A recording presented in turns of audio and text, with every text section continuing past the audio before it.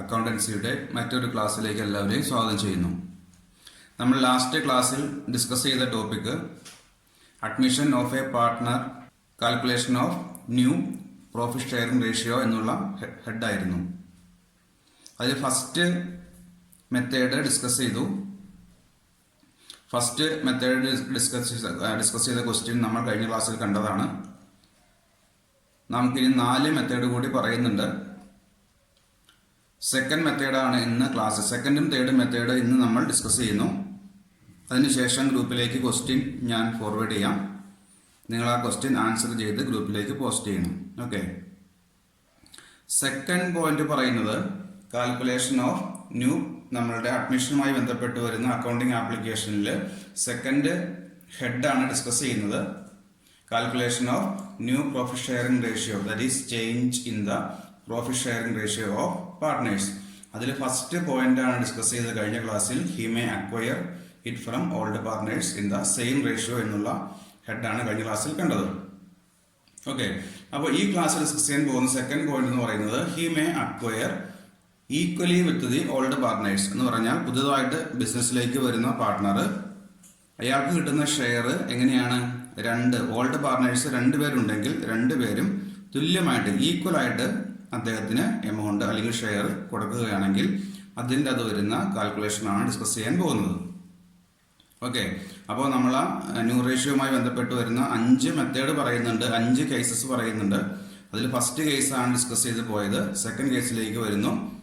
He may acquire equally with the old partners. New partner acquire his share with the old partners equally. Old പാർട്ട്നേഴ്സിന്റെ കയ്യിൽ നിന്നും 2 പേരുണ്ടെങ്കിൽ 2 പേരുടെ കയ്യിൽ നിന്നും തുല്യമായിട്ടാണ് ഷെയർ വാങ്ങുന്നതെങ്കിൽ അതിന്റെ അക്കൗണ്ടിങ് ആപ്ലിക്കേഷൻ അല്ലെങ്കിൽ കാൽക്കുലേഷൻ എങ്ങനെ വരുന്നു എന്നാണ് കാണാൻ പോകുന്നത്.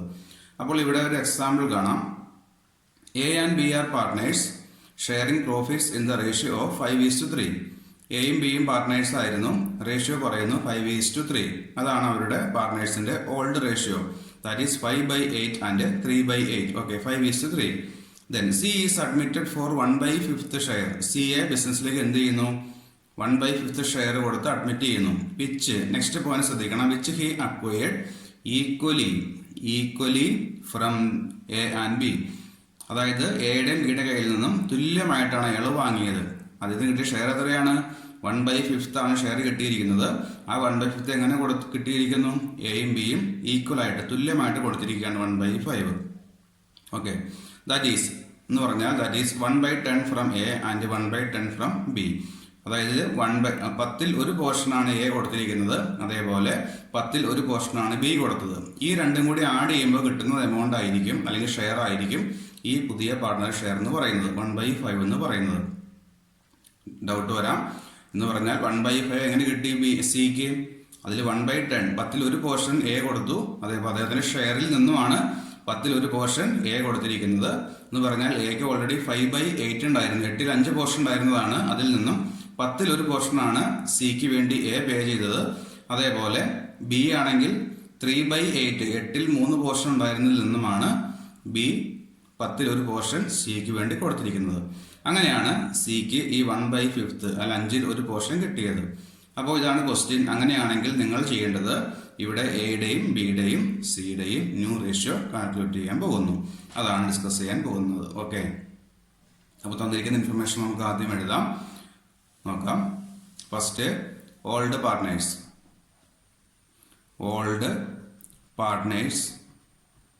ആരൊക്കെയാണ് old partners? A and B. Okay. Next അവരുടെ ഷെയർ എഴുതാം. ഷെയർ എത്രയാണ്? എയുടെ ഷെയർ 5/8 എന്നറിയാം. ദെൻ ബിയുടെ ഷെയർ 3/8. ഓക്കെ. സിമ്പിൾ ക്വസ്റ്റ്യൻ ആണ്, നിങ്ങൾക്ക് നോക്കി സിമ്പിൾ ആണ്, നോക്കാം. Next one new partner. ആരാണ് പുതിയ partner? New partner is C. Then സിയുടെ ഷെയർ പറയുന്നു 1/5. 1/5 ആണ് സിയുടെ ഷെയർ പറഞ്ഞിരിക്കുന്നത്. തന്നിരിക്കുന്ന ഇൻഫർമേഷൻ ആദ്യം ആൻസറിലേക്ക് എഴുതാം. നെക്സ്റ്റ് വൺ, ഈ 1/5 എങ്ങനെ കിട്ടി എന്നാണ് അറിയേണ്ടത്. 1/5 എങ്ങനെ കിട്ടിയത്? സിക്ക് എയും ബിയും തുല്യമായിട്ട് കൊടുത്തു. പകുതി പോർഷൻ എ കൊടുത്തിരിക്കുന്നു, അതേപോലെ പകുതി പോർഷൻ ബി കൊടുത്തിരിക്കുന്നു. കൃത്യമായിട്ട് ക്വസ്റ്റിൽ പറയുന്നുണ്ട് 1/10 ആണ് എ പേ ചെയ്തത്, അതേപോലെ 1/10 ആണ് ബി പേ ചെയ്ത് കൃത്യമായിട്ട് പറയുന്നുണ്ട്. ആ 1/10 എങ്ങനെ വന്നു? നിങ്ങൾക്ക് ഒരു ഷെയറിന്റെ ഹാഫ് പോർഷൻ കണ്ടുപിടിക്കണമെങ്കിൽ വളരെ സിമ്പിൾ ആണ്. അത് ഏതും ആയിക്കോട്ടെ. ഇവിടെ 1/5 ആണ്. നമുക്ക് അതിന്റെ നെക്സ്റ്റ് ഹാഫ് പോർഷൻ കണ്ടുപിടിക്കാം. ഹാഫ് പോർഷൻ കാണുന്നതിന് വേണ്ടി നോക്കാം. 1/5 ഇൻറ്റു ഹാഫ് ഇട്ടാൽ മതി. 1/2 അല്ലേ ഹാഫ് എന്ന് പറയുന്നത്. പകുതി പോർഷൻ കണ്ടുപിടിക്കാൻ വേണ്ടി ഹാഫ് ഇട്ടാൽ മതി. ഇപ്പോൾ 1/3 ആണെങ്കിൽ 1/3യുടെ പകുതി കണ്ടുപിടിക്കാനായിട്ട് എന്ത് ചെയ്താൽ മതി? 1/3 ഇൻറ്റു ഹാഫ് 1/2 ഇട്ടാൽ മതി. 1/7 ആണെങ്കിലോ 1/7ന്റെ ഹാഫ് പോർഷൻ കണ്ടുപിടിക്കണം. എന്ത് ചെയ്യണം? 1/7 ഇൻറ്റു ഹാഫ് 1/2 എന്നിട്ട് കഴിഞ്ഞാൽ ആൻസർ കിട്ടും. ഓക്കെ, ഇപ്പോൾ 1/5 into 1/2 1 into 1 is equal to 1. Next 5 into 2 is equal to 10. കണ്ടോ? ഇങ്ങനെയാണ്. ഇതാണ് 1/10 എന്ന് പറയുന്നത്. ഇതാണ് മേളിൽ ക്വസ്റ്റിൽ കിടക്കുന്ന 1/10 എന്ന് പറയുന്നത്. അപ്പോൾ 1/10 എ കൊടുത്തിരിക്കുന്നു, അതേപോലെ 1/10 ബിയും കൊടുത്തിരിക്കുകയാണ്. ഇപ്പോൾ എ 1/10 കൊടുത്തിരിക്കുന്നു. നെക്സ്റ്റ് ബി നോക്കാം. 1/5 ആണ് സിക്ക് കിട്ടിയ ഷെയർ. 1/5 ആണ് മൊത്തം കിട്ടിയിരിക്കുന്നത്. അതിന്റെ പകുതിയാണ് ബിയും കൊടുത്തിരിക്കുന്നത്. 1/2 പകുതി 1/2. Okay, 1 into 1 is equal to 1. 5 into 2 is equal to 10. Okay, correct.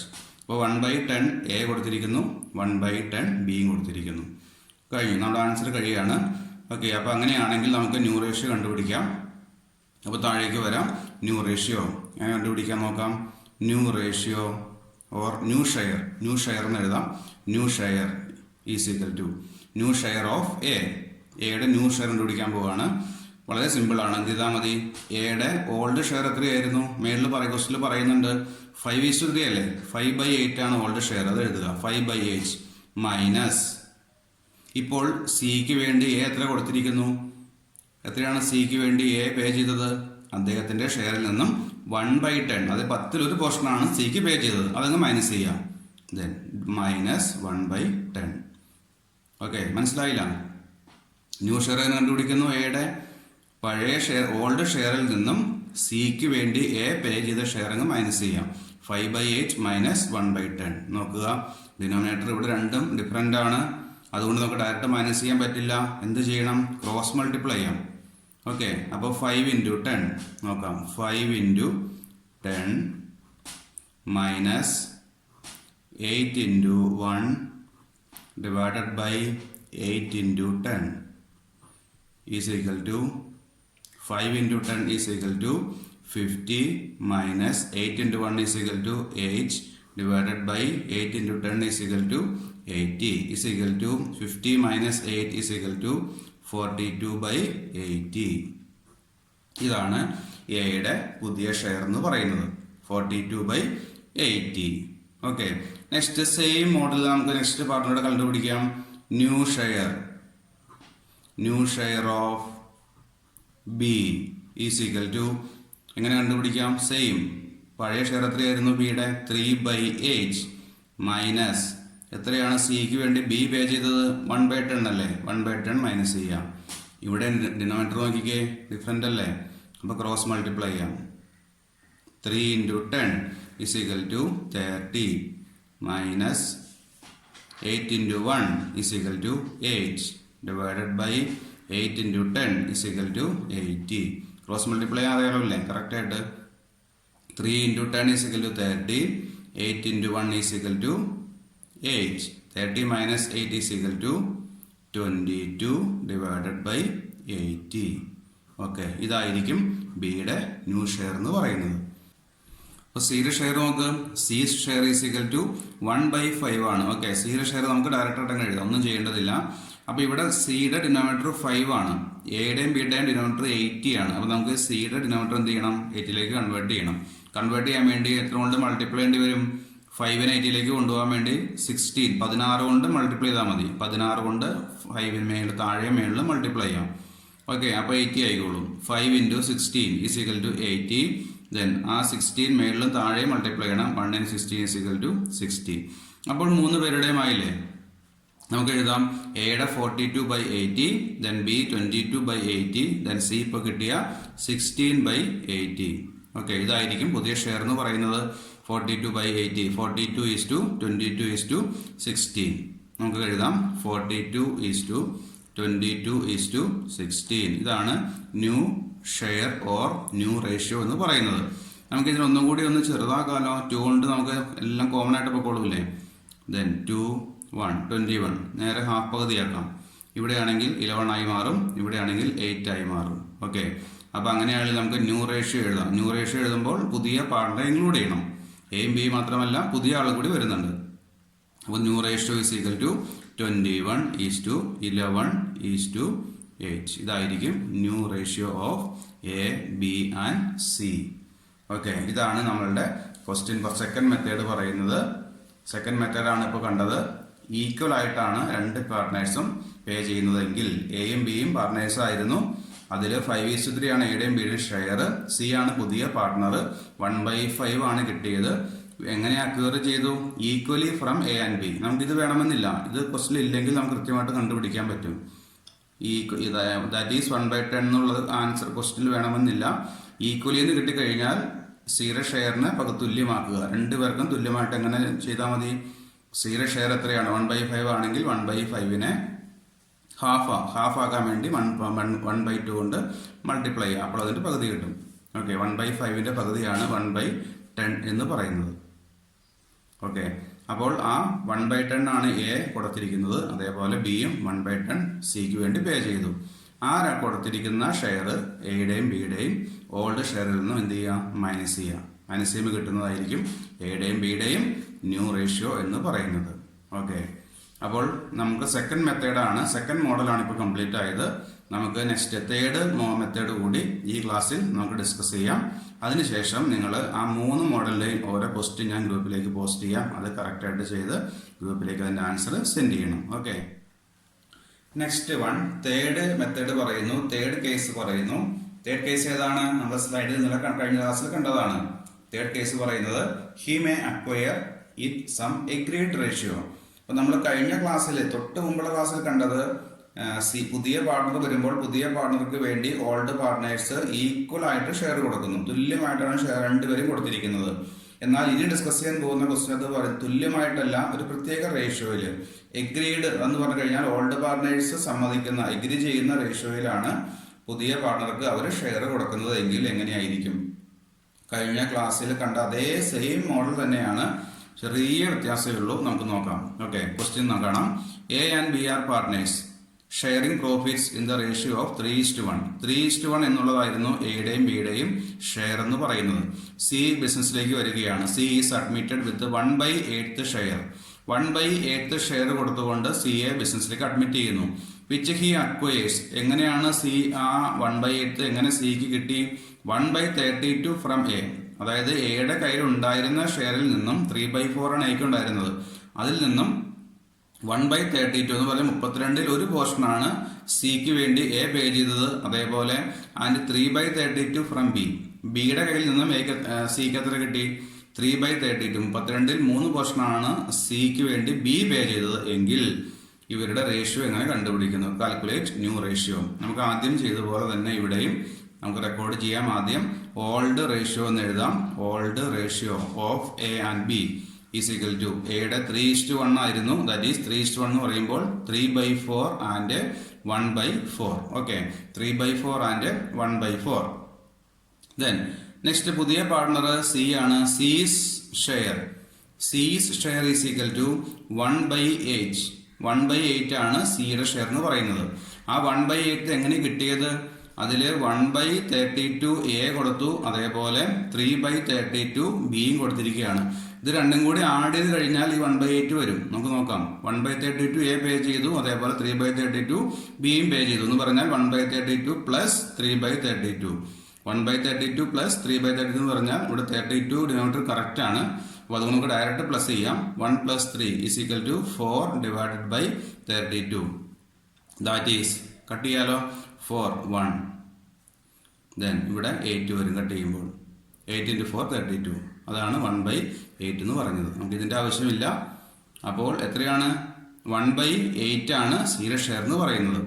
1/8 ആണ് സിയുടെ ഷെയർ. അതെങ്ങനെ കൊടുത്തത്? 1/32 ആണ് എ കൊടുത്തിരിക്കുന്നത്.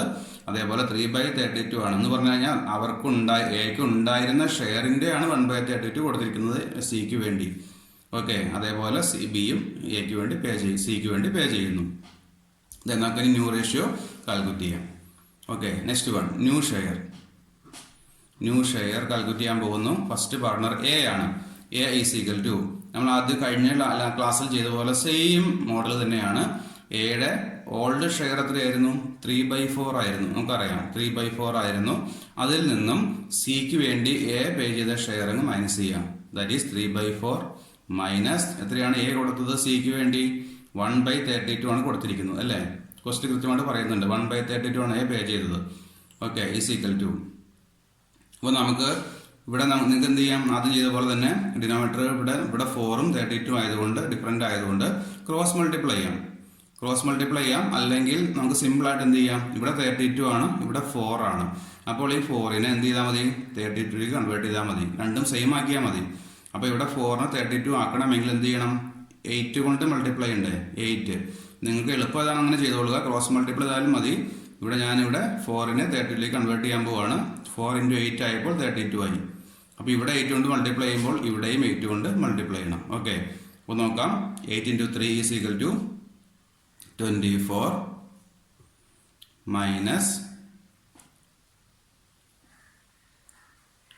1 ഡിവൈഡഡ് ബൈ ഇവിടെയും 32 വന്നു, ഇവിടെയും 32 വന്നിരിക്കുകയാണ്. നമ്മൾ രണ്ടും കറക്റ്റ് സെയിം ആയതുകൊണ്ട് 32 എന്ന് എഴുതുന്നു.